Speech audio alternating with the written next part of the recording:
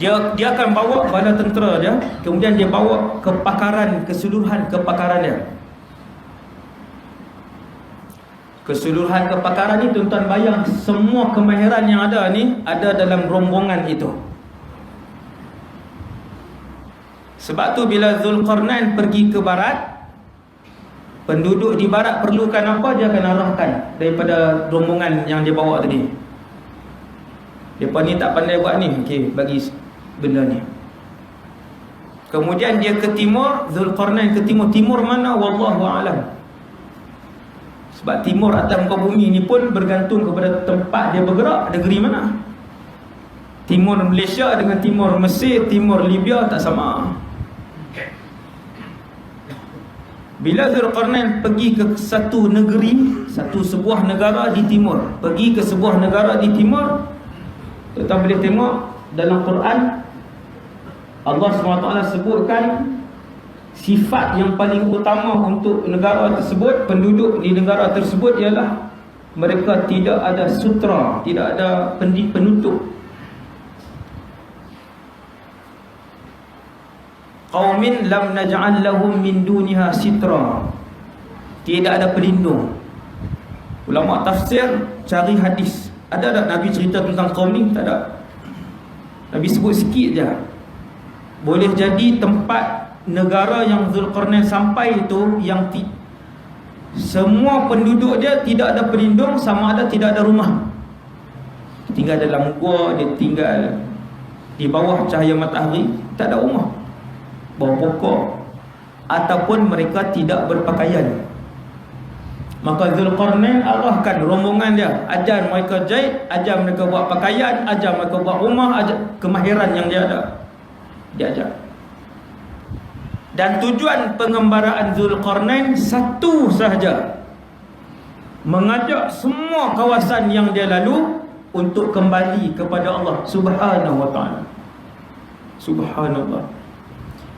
Yang itulah tujuan manusia diciptakan. Yang ada iman kena ajak orang yang tak ada iman untuk kenal Allah, beriman dengan Allah. Tuan-tuan ingat saja-saja ke orang Allah Ta'ala ciptakan China, India yang tidak Islam? 3 pengembaraan Zulkarnain dan bala tentera dia yang disebutkan oleh Allah, tujuan pengembaraan itu ialah untuk mengembalikan manusia kembali kepada beribadah kepada Allah Subhanahu Wa Ta'ala. Ini pengajaran ni kita nak ceramah sebut ni, pengajaran. Oh, baru kita perasan, baru kita faham. Semata-mata itu, ya, semata-mata itu. Tuan-tuan bayang 2 bilion, 5 bilion tak Islam, 2 bilion Islam. 5 ni tuan-tuan kekal selama-lamanya dalam neraka. Sampai bila? Sampai bila-bila. Tuan-tuan renung sekejap, 5 saat je tuan-tuan renung. Lebihlah saya ajak tuan-tuan renung 30 saat. Satu poin ni tuan-tuan. Kita masuk dalam syurga, insya-Allah. Kita duduk dalam syurga, kemudian 1 juta tahun. Dah 1 juta tahun ni kita sembang dengan kawan-kawan, ni dah 1 juta tahun, sampai bila nak duduk dalam syurga ni? Bukan boring sembang. Jom kita pergi tanya Allah.